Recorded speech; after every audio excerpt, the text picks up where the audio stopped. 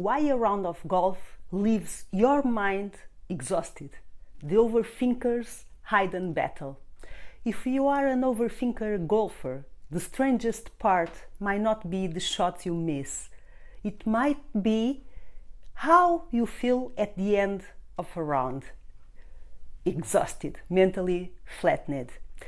As if your brain has run a marathon while your body just walked a few miles in the fresh air. And here is what makes it so confusing.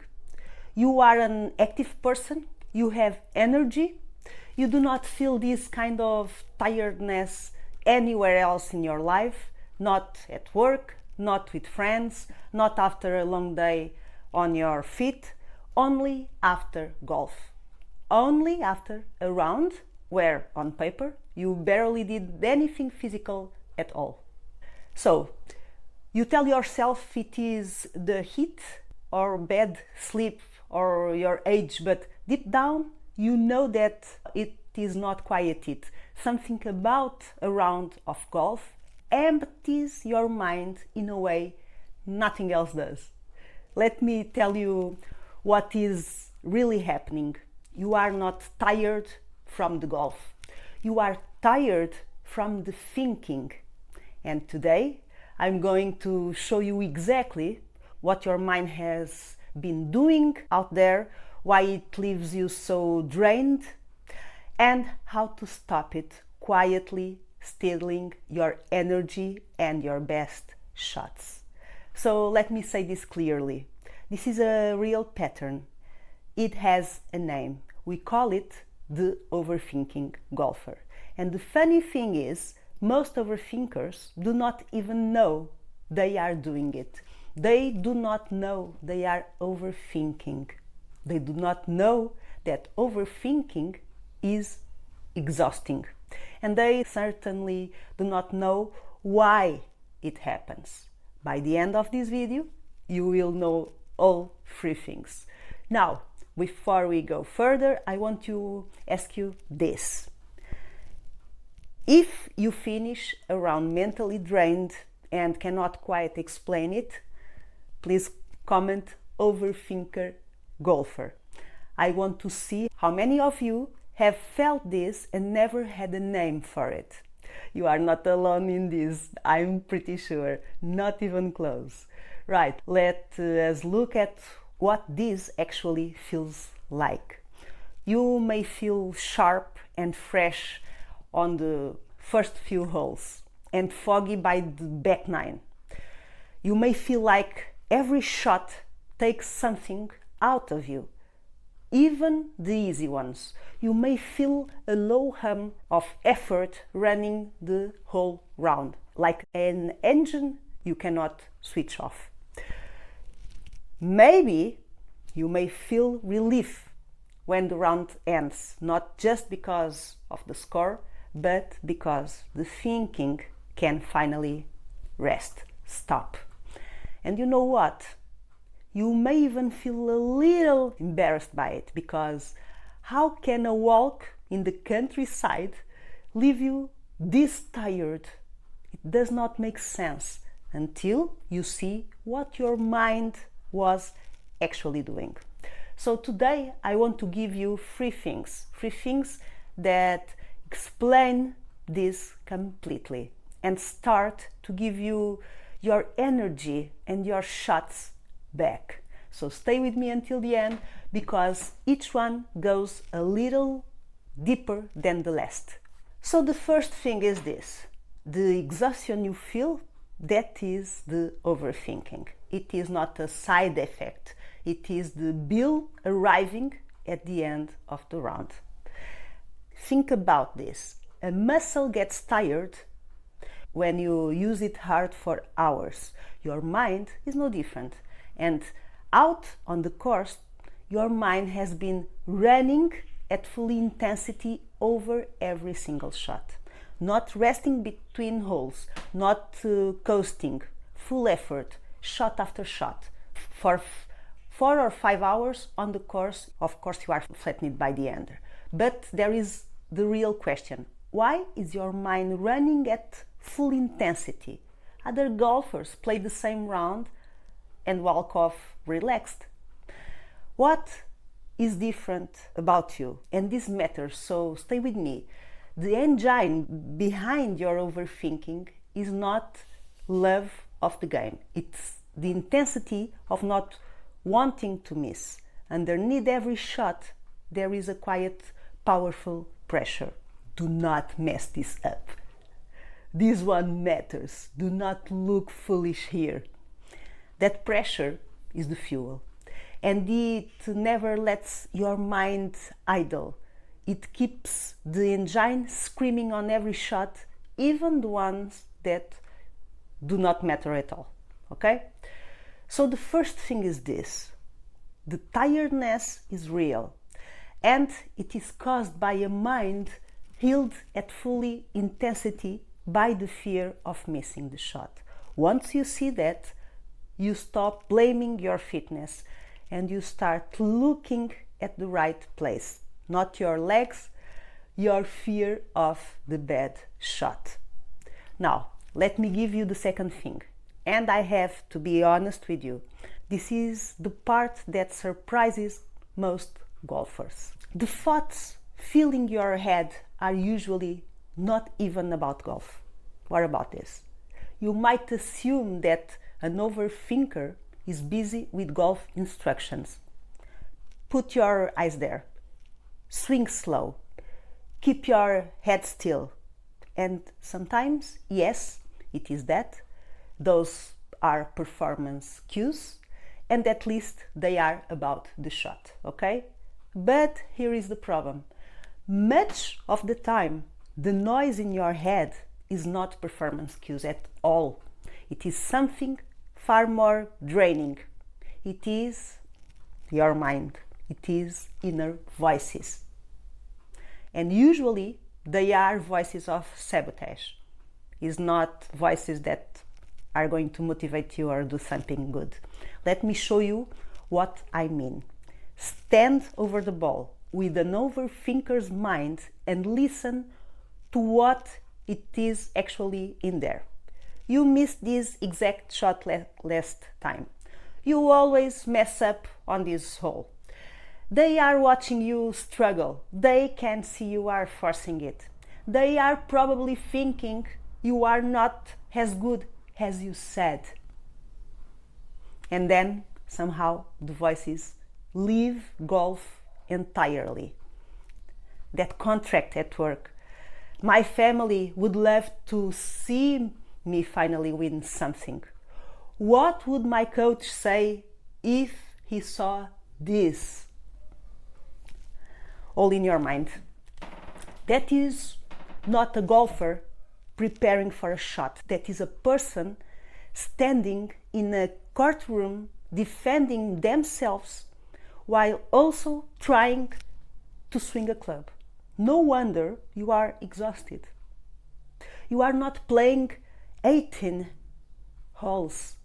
You are surviving 18 small trials, one over every ball. And this is the bit most golfers miss. You do not feel drained because golf is hard. You feel drained because you have been arguing with a room full of accusers for 5 or 4 hours and pretending to enjoy your walk at the same time. So the second thing is this. Your overthinking is mostly saboteur voices, not playing instructions.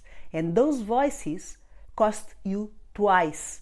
They drain your energy and they pull your attention completely off the shot. So, right, now the third thing. And this is the one that gives you the way out of this. The third thing is this. A mind like yours does not need a casual tip. A mind like yours needs a real mental process, a routine that works the way a routine is actually supposed to work, like medicine for a health condition. Now, let me explain that because I mean it very seriously. If a doctor diagnosed you with a real condition, you would not treat it with a vague idea or try it once and forgot. You would take the right medicine in the right dose at the right time, every time, consistently. That is what makes medicine work. Not the bottle, but the routine of taking it. Your overthinking is the condition. And a proper pre-shot routine for this is the medicine. Taken on every shot the same way, whether you feel like it or not as a nice idea, as a treatment you commit to fully, because you have understood that your mind, left untreated, will fill with saboteur voices and drain you dry. So this is not about trying harder to stop thinking. You cannot empty a courtroom by shutting, quiet at it. What you can do is give the room one calm, official voice that the others have to make space for. One clear instruction that crowds the saboteurs out.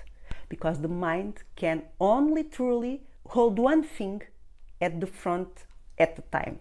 So the third thing is this: treat this like a real condition with a real medicine. Commit to a mental routine. Every shot like medicine. That is what quiets the room. Now let me give you the tool. As always, I give you simple tools.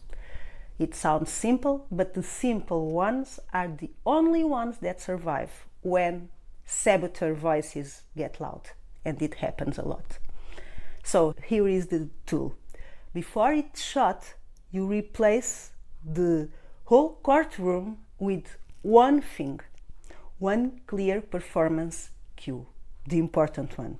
Not a saboteur voice, not a memory, not a contract, the family or the coach.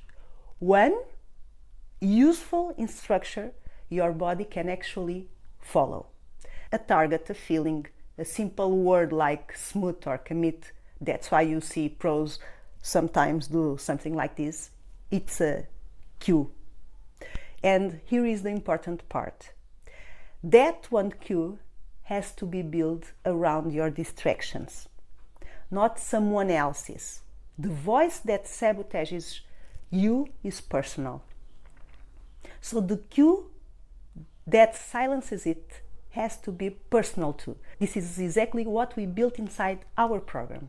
Okay? Our golfers use the workbook and the audios to design their own sequence, the one cue and the one routine that actually works for their particular mind.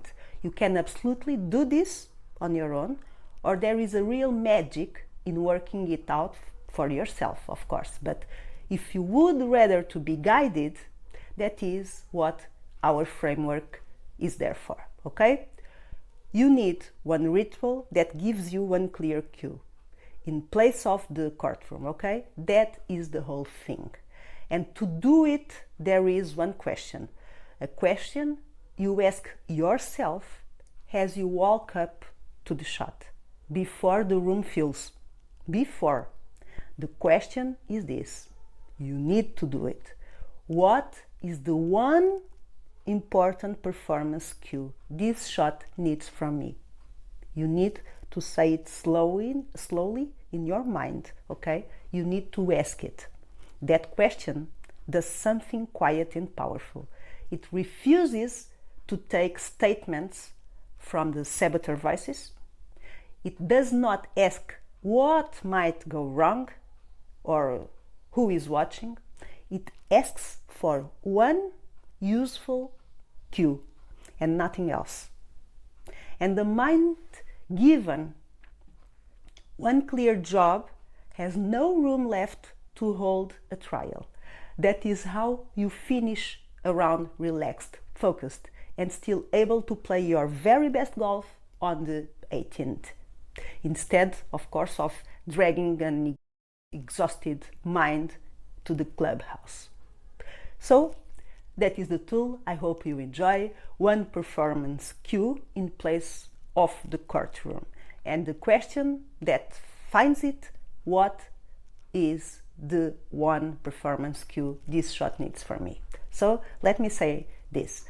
If this pattern keeps showing up, if you keep walking off the course mentally ruined, with your best shot stoned by voices that were never about golf, the answer is not another swing tip. You do not need more thoughts. You need a proper mental process. Treat it as seriously as you would treat any real condition that brings your mind back to one clear thing before every shot. Building this kind of process, this kind of routines that gives you that kind of cues is exactly what we build inside the Mental Golf Accelerator program. It is a simple step-by-step framework to find where your concentration breaks, recognize your own saboteur voice, and train the routine that replaces them, your medicine, in your dose. There is a free lesson to get you started if you want. The registration is quick and easy, and the link is down below. No pressure at all, just have a look if it feels useful to you. So, what happens next? Once you start listening to those saboteur voices, you notice something. Some of the loudest ones are not about you at all. They are about others. The one who outdrove you, okay? The one whose score you keep checking. The one striking it beautifully today. For a lot of golfers, the noisiest voice over the ball belongs to someone else entirely. That is the social comparison golfer. And that is exactly what I want to cover in the next video. So it's about how another player's game quietly ends up choosing your shots and how to take your own game back, okay? So tell me in the comments, which is more your pattern, one or another? A mind that exhausts you with its own saboteur voices, or a mind whose content only gets loud when you start measuring yourself against the players around you?